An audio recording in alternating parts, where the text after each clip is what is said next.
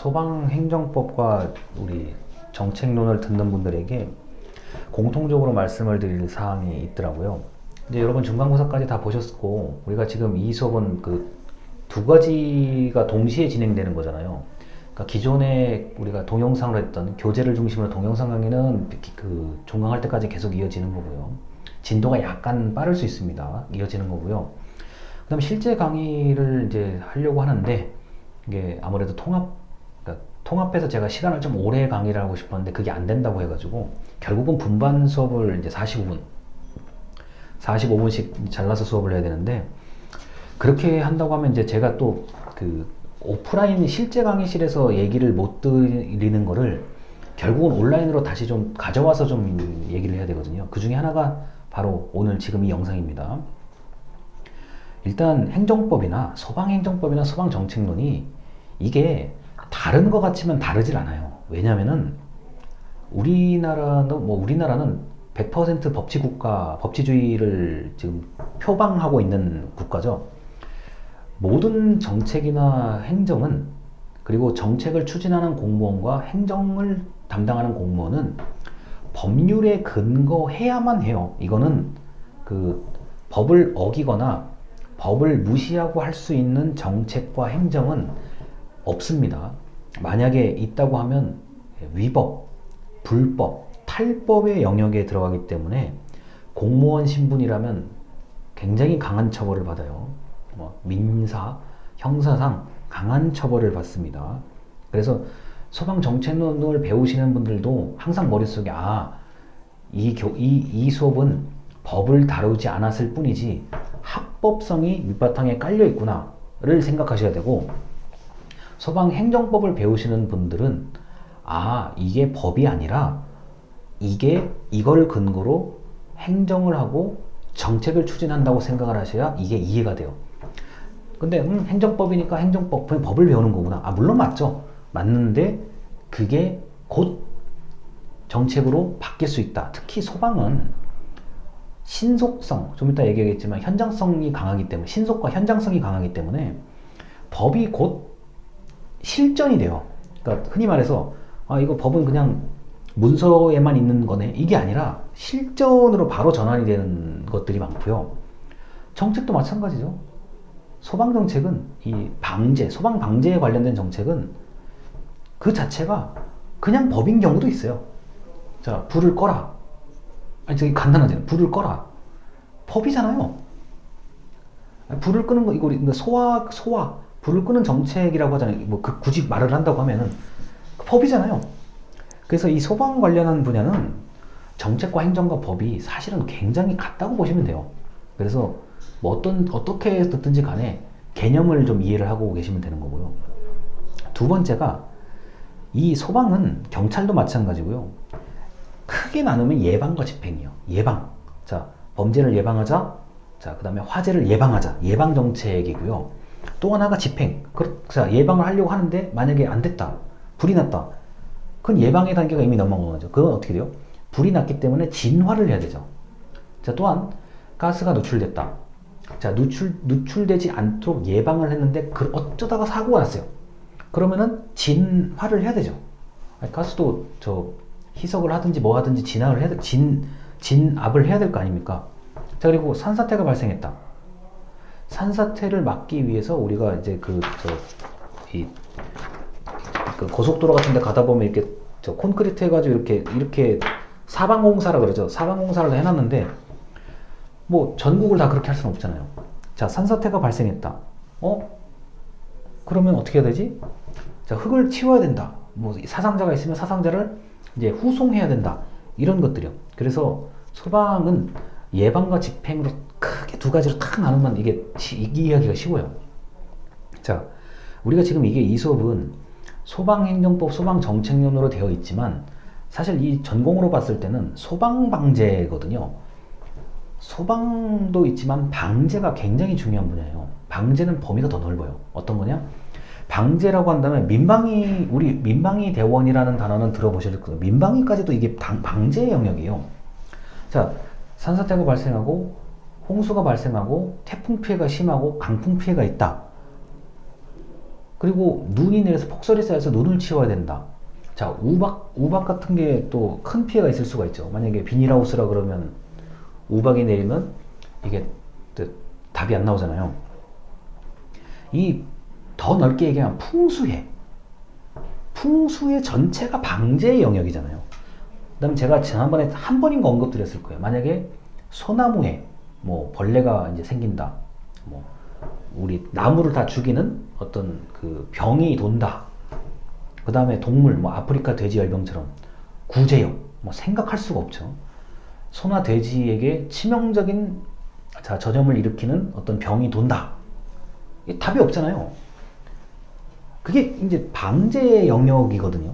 그런데 이런 게 있죠. 동물과 식물에 위험이 생기는데 이게 만약에 인간한테까지 영향을 준다 그러면 어떻게 할 거냐? 심각한 거죠. 자, 뭐 조류 독감. 그럼 닭이라는 경우 다 이제 어쩔 수 없이 좀 살처분, 도살 처분을 해야 되는 거잖아요. 그리고 이제 가끔 이런 경우가 있죠. 이런 기사를 보셨는지 모르겠는데, 여러분 닭이나 오리만 그러면은 날아다니는 조류예요? 자, 철새, 우리가 동네에서 쉽게 볼 수 있는 비둘기, 참새, 뭐 이런 거 있잖아요. 그 조류잖아요. 날아다니잖아요. 그리고 날아다니는 게 길거리에만 있습니까? 동물원 가보시면 동물원에도 새 키우죠. 제일 우리가 흔히 말해서 값어치가 높다고 하는 공작, 이렇게 날개 펴면 예쁘잖아요. 화려하잖아요. 공작은 그럼 새 아니에요? 만약에 독감 걸리면, 조류 독감 걸리면 어떻게 돼요? 아니, 그러니까 이게 굉장히 많은 얘기를 할 수가 있어요. 이 소방과 방제라는 게 있기 때문에 이 소방 방제가 무진장 다양해요. 근데 이거를 두 가지로 나누자 그러면은, 저라면 이걸 예방과 집행 단계로 나눈다는 거죠. 자, 그 다음에 마지막에 평가. 자, 예방을 잘했냐 못했냐, 그 다음에 집행, 불을 잘 껐냐 못 껐냐, 뭐 후송을 잘했냐 못했냐, 만약에 경찰 같으면요, 범인을 검거했냐 안 했냐, 이게 이제 평가거든요. 그래서 이런 그 재난에 관련된 그 내용들은 그냥 간단해요. 딱 두 개로 구분하시면 돼요. 예방, 집행. 자, 우리가 이제 지금 소방 정책론을 들으시는 분들 입장에서는 정책학의 전반적인 내용을 지금 일반적인 정책학을 배우시고 있는 거예요. 그 중에 소방이라는 거는 아주 독특해요. 왜냐? 생각할 시간이 별로 없어요. 어떤 그 정책 집행이요, 이제 좀 이따 배우겠지만, 정책 집행 단계가 되면은 생각할 시간이 별로 없어요. 빨리 가서 뭔가를 해야 돼요. 이게 일반적인 정책과는 좀 다르다고요. 자, 건물을 짓고, 뭐 예를 들어서 뭐 기숙사 같은 거요. 기숙사 건물을 짓고 기숙사에 분양을 하고, 뭐 이거는 기간이 5에서 10년 이상 걸려요. 자, 그런데 소방은 그렇지 않잖아요. 이게 굉장히 독특한 부분이요. 굉장히 독특한 부분이고, 그 다음에 예방이라고 한다 그러면, 뭐 저번에 이제 시험 문제 나왔지만 방화문, 뭐 문을 닫아야 되고 뭐 이런 것도 있잖아요. 이런 것들은 예방 차원의 이제 것들인데, 소방행정법이나 소방정책론이나 잘 생각해 보세요. 이게 두 가지로 나눌 수가 있어요. 소방행정법도 예방에 관련된 뭐 조사를 받아야 한다, 검사를 받아야 한다, 뭐 이런 거 있잖아요. 뭐 내용 연한은 10년이다, 뭐 이런 거요. 이거는 예방 개념의 그 법이에요. 그런데 구조를 해야 된다, 뭐 후송을 해야 된다, 응급사태 이렇게 해야 된다, 그거는 뭐예요? 집행의 개념이에요. 그 다음에 어떻게 돼요? 마지막에 계획을 수립할 때 뭐 평가를 받아야 되니 어쩌니, 반영을 해야 되니 어쩌니, 이건 전부 다 마지막 얘기라고. 근데 그건 이제 생략하고 예방과 집행 두 가지로 보시면 되겠습니다. 그리고 철학적인 얘기를 하나 하고 싶어요. 어려운 거 아니에요. 자, 철학적인 얘기입니다. 이거는 여러분들이 이거는 제 얘기를 듣고 잊어버리셔도 돼요. 한번 근데 들어는 보세요. 경찰관이 출동을 많이 하면 좋은 거예요? 또는 소방관이 출동을 많이 하면 좋은 거예요? 아니, 물론 출동해서 사건 현장까지 빨리 도착하는 거, 이거는 중요해요. 이거 굉장히 중요해요. 그런데 잘 들어보셔야 돼요. 소방관이 출동을 많이 하면 좋은 거예요? 또는 경찰관이 출동을 많이 할수록 좋은 거예요? 이거는 한번 좀 철학적인 고민이에요. 자, 소방관이 출동을 많이 한다는 거는 그만큼 어떤 일입니까? 사회가 또는 예방이 잘 안 돼 있다는 거고 사회가 그만큼 불안하다는 의미일 수도 있어요. 아니 원래 예방하면 사고 안 날 거 예방 안 하니까 사고 난 거 아니에요? 그러니까 출동하는 거 아니에요? 그 다음에 장난 전화가 많으니까 출동하는 거 아니에요? 아니 나쁘게 얘기하면 그런 거예요. 장난 전화가 걸려오니까 출동 안 할 수는 없잖아요. 소방관이 출동을 많이 하는 게 반드시 좋은 거냐? 이건 철학적 질문이에요. 물론 출동을 당연히 해야 되죠. 그건 해야 되는 건데 많이 하는 게 반드시 좋은 거냐? 그거는 아닐 수도 있다는 겁니다. 그리고 경찰관이요. 자, 경찰관이 출동을 많이 하는 게 그게 안전한 사회인가? 아닐 수도 있다는 거예요. 아니 물론 출동을 해야 돼요. 그거는 그거대로 하는 건데 조금 더 고민을 해보는 거예요. 경찰관이 바쁘면 그게 좋은 사회인가? 그게 안전한 사회인가? 소방관이 바쁘면 그게 안전한 사회인가? 한 번쯤 고민해 보세요. 이게 제가 지금 횟수를 가지고 출동 횟수만 가지고 얘기를 하는 거거든요. 이상하다. 소방관이 불을 많이 껐어. 아 좋아요. 소방관이 응급 환자를 많이 후송했어. 좋은 일이에요. 굉장히 잘한 일이에요. 올바른 일이에요. 근데 그게 횟수가 많은 게 반드시 좋은 거냐는 거예요. 이 굉장히 어려운 질문을 지금 하고 있는 거예요. 경찰과 마찬가지요. 출동해서 검거를 많이, 좋아요. 검거율이 높으면 우수한 거예요. 우리나라는 검거율이 높아요. 자, 우수한 건데, 검거율이 높은 건 높은 건데, 많이 검거한다는 그 행위 자체가 많으면 많을수록 그게 좋은 사회냐는 거예요. 건강한 사회냐 아니라는 거예요. 이게 그래서 이 소방과 경찰, 그러니까 소방에만 한정되고 봤을 때는 특히 방제까지 합했을 때, 방제 영역이요. 산사태 발생 횟수가 많네? 이 좋은 거예요? 태풍 피해액이 크네? 좋은 거 아니죠? 태풍 때문에, 해일 때문에, 또는 뭐뭐뭐 때문에 집이 많이 무너지고 사람들이 힘들어졌네. 그게 좋은 거예요? 아니잖아요. 근데 그런 안 좋은 일이 생기니까 소방관이 출동을 하는 거잖아요. 좋은 일이 출동해요, 그러면요? 이게 굉장히 이 횟수라는 게 출동 횟수를 전 지금 중심으로 얘기한 건데 굉장히 철학적인 질문이에요. 그래서 소방관이나 경찰관이 이제 좀 어떤 본인의 활동들, 그 조직의 활동을 좀 이렇게 실적이라고 한다면 당연히 출동 횟수가 많고 검거를 많이 하고 불을 많이 끄고 응급환자 후송을 많이 하고 이것저것 많이 해야 실적이요. 역시 이 일을 많이 했어? 잘했어. 많이 한 만큼 잘했어. 이건 실적이요. 그런데 조금 더 원리적인 차원으로 가자는 거예요. 원리적인 차원에서는 많으면 좋은 거야? 이거는 소방관이 행위 전의 얘기예요. 소방관이 행동하기 전의 사건이에요. 이렇게 많이 일어나는 게 과연 우리 사회가 건강한 건가? 우리 사회가 우리가 뭐 헌법에 얘기하는 그 공공질서 안녕인가? 이게? 한번 좀 고민해보세요. 이게 원래 행정 철학 시간에 얘기할 만한 얘기거든요. 한 번쯤 잘 고민을 해보세요. 이게 의외로 굉장히 중요한 얘기일 수도 있어요. 안 그러면은 뭐하러 예방을 해요? 뭐하러 예방을 해요? 그냥 사건 터질 때마다 나가면 돼요. 근데 그거는 굉장히 비효율적이라는 거예요. 그래서 예방의 가장 중요한 건 교육이에요. 그러니까 어릴 때 뭐예요? 자, 지진이 일어나면 어떻게 합니까? 초등학생들은 이런 책상 아래로 몸을 집어넣죠. 그렇게 배우는 거예요. 예방이에요. 자, 근데 이런 그 철학적인 질문에 대해서 한번 좀 고민을 해보실 필요가 있습니다. 자, 그리고 이 소방행정법이나 정책론 두 가지를 관통하는 이 두 가지의 공통적인 특성은 현장성과 대응성이에요. 자, 현장성. 사건과 사고가 벌어져야 돼요. 자, 또는 사건과 사고가 생길 것 같은 곳이에요. 자, 그래서 비상구에 물건을 쌓아둬서 못 나가게 하면 안 되는 거죠. 왜냐? 사건과 사고가 벌어질 만한 곳이에요. 또는 뭐 노래방이라든가 이런 시설에서 어떤 규격에 벗어나거나 품질에 벗어난 것을 설치할 수 없게 되어 있습니다. 소화기는 소화기 있어야 되고 그 다음에 손전등이 방이 있어야 돼요. 왜냐? 사건과 사고가 일어날 만하니까 있는 거예요. 그 다음에 뭐 특별조사 저번에 배우셨겠지만 특별히 조사를 해야 될 이유가 있으니까 하는 거예요. 왜냐? 현장이에요.